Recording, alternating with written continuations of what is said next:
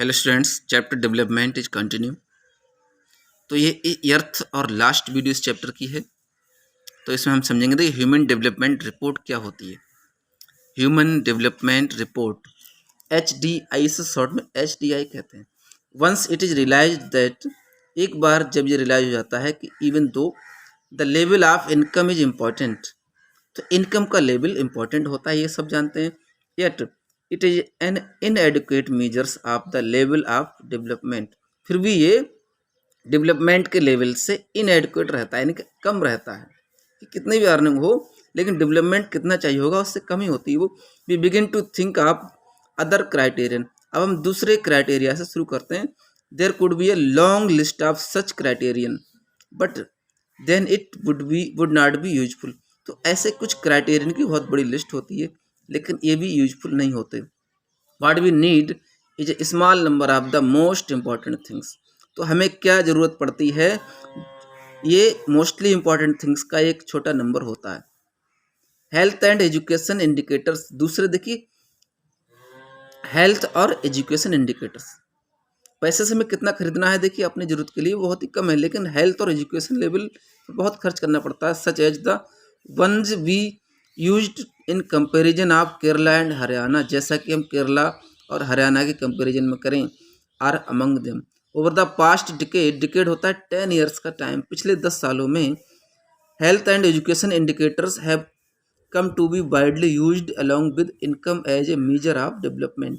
तो पिछले डिकेड्स में क्या है, हेल्थ और एजुकेशनल इंडिकेटर्स इस डेवलपमेंट के मामले में सबसे ज़्यादा यूज किए गए हैं। For instance human development report published by UNDP, तो UNDP क्या है, यूनाइटेड नेशंस डेवलपमेंट प्रोग्राम एक संस्था है। तो ह्यूमन डेवलपमेंट रिपोर्ट जो पेश करती है हर साल, compares countries based on the educational levels of the people, जो अलग अलग कंट्रीज को कंपेयर करता है, ये लोगों के एजुकेशनल लेवल के बेस पर होता है। देयर हेल्थ स्टेटस, उनका हेल्थ का स्टेटस क्या है, एंड पर कैपिटा इनकम क्या है। It would be interesting to look at certain relevant data, तो ये भी इंटरेस्टिंग होगा कि कुछ रिलेवेंट डाटा को देखा जाए regarding India and it's neighbours from Haryana. Development report 2019 की रिपोर्ट के अकॉर्डिंग रिलेवेंट डाटा को देखना भी जरूरी होता है। अब आगे का हम मैटर टेबल में समझते हैं। सम डाटा और regarding India and it's neighbouring for 2017। Gross national income GNI, Sri Lanka की GNI क्या है देखिए, PPP डॉलर्स में है जी। PPP डॉलर्स एक मतलब लाखों करोड़ों रुपीज़ में होता है, वो इसका कैलकुलेशन अलग होता है। तो श्रीलंका का 11,326 है। और लाइफ एक्सपेक्टेंसी एट बर्थ, यानी कि एवरेज एज वहाँ के लोगों की 75.5 है। लाइफ एक्सपेक्टेंसी क्या है, एवरेज एज, टोटल 0 से लेकर के 100 ईयर्स तक मरने वाले लोग, किसी भी एज में डेथ होने वाली संख्या, उसका एवरेज निकलता है, तो वो 75 है श्रीलंका का।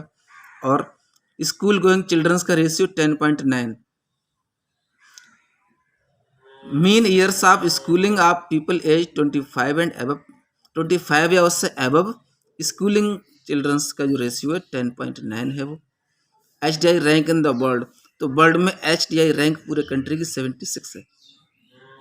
ह्यूमन डेवलपमेंट रिपोर्ट जो रैंक है वो 76। इसी तरह इंडिया का क्या है, 6353, 68.8 है लाइफ एक्सपेक्टेंसी, और 6.4 स्कूलिंग है पीपल की, और 130 क्या है, HDI रैंक है। ऐसे ही यहाँ पर 5-6 कंट्रीज को कंपेयर किया गया है। अब यहाँ पर कुछ जो नोट्स है ना, इनको समझाना जरूरी है आपके लिए, ये एग्जाम पॉइंट है। Notes, HDI stand for human development index, तो HDI का मतलब है human development index. HDI ranks in above table are out of 180 countries in all, तो इस टेबल में 189 कंट्रीज में से ये 6 कंट्रीज का रेशियो निकाला गया है।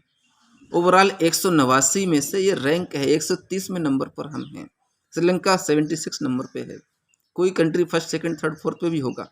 तो ये रैंक है पूरी वर्ल्ड की बनी हुई 189 कंट्रीज की। अब आगे देखते हैं number 2, life expectancy at birth denotes. Life expectancy जन्म के आधार पर क्या बताती है, the name suggest average expected length of life of a person, जैसा कि नेम से है कि किसी पर्सन की एवरेज एक्सपेक्टेड लाइफ कहलाता है, लाइफ एक्सपेक्टेंसी। पर capita income is calculated in dollars for all countries. तो सभी कंट्रीज की पर कैपिटा इनकम डॉलर्स में कैलकुलेट होती है कि कितने डॉलर पर कैपिटा इनकम है, क्योंकि so that it can be compared, जिससे कि अच्छी तरह कंपेयर किया जा सके। वर्ल्ड लेवल पर सभी कंट्रीज का कंपैरिजन होता है कि कौन किससे आगे है, तो इसलिए वो डॉलर्स में ही कैलकुलेट होगी।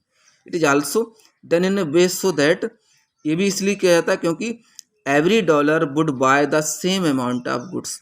हर एक dollar same amount of goods purchase कर सकता है and services in any country. तो किसी भी देश में डॉलर वैलिड होता है, ठीक है, इसलिए डॉलर में ही पर कैपिटा इनकम कैलकुलेट होती है। ठीक, आगे बढ़ते हैं क्लास में। Sustainability of development. तो सस्टेनेबल डेवलपमेंट ज्योग्राफी में हम जैसा पढ़ चुके हैं। Suppose for the present that a particular country is quite developed. मान लीजिए कोई कंट्री पूरी तरह डेवलप है, we would certain like this level of development to go up further at least be maintained for future generations. तो future generations को maintain करने के लिए इस डेवलपमेंट के लेवल को हम मेंटेन करना चाहेंगे कि हमारा ये विकास बना रहे। This is obviously desirable.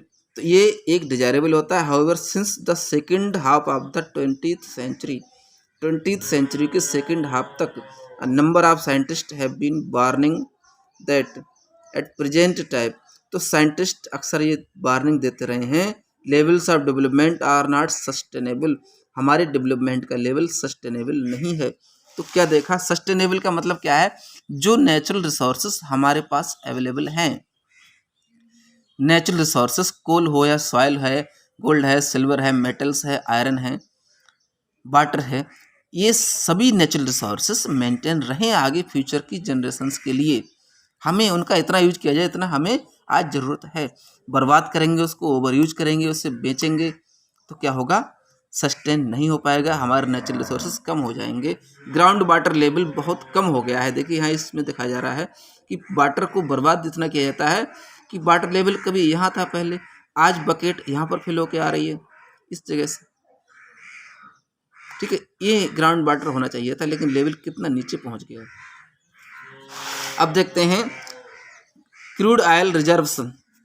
Crude oil reserves भी सभी कंट्रीज के पास अपने थोड़े बहुत होते हैं, यानी कि जो कच्चा तेल होता है, जिस ऑयल से केरोसिन ऑयल या डीजल या पेट्रोल सभी रिफाइन करके बनते हैं अलग अलग, तो क्रूड ऑयल कहलाता है वो। अब क्रूड ऑयल का रिजर्व्स हमारे पास कितना है, कुछ कंट्रीज के पास बिल्कुल नहीं, कुछ पास बहुत है। मिडिल ईस्ट कंट्री ऐसे हैं जिनके पास 2017 में 808,000 मिलियन बैरल, ये बैरल्स में कैलकुलेट होता है ऑयल, तो 808 यानी 808,000 मिलियन बैरल्स ऑयल रिजर्व 2017 में रहा है मिडिल ईस्ट कंट्रीज के पास।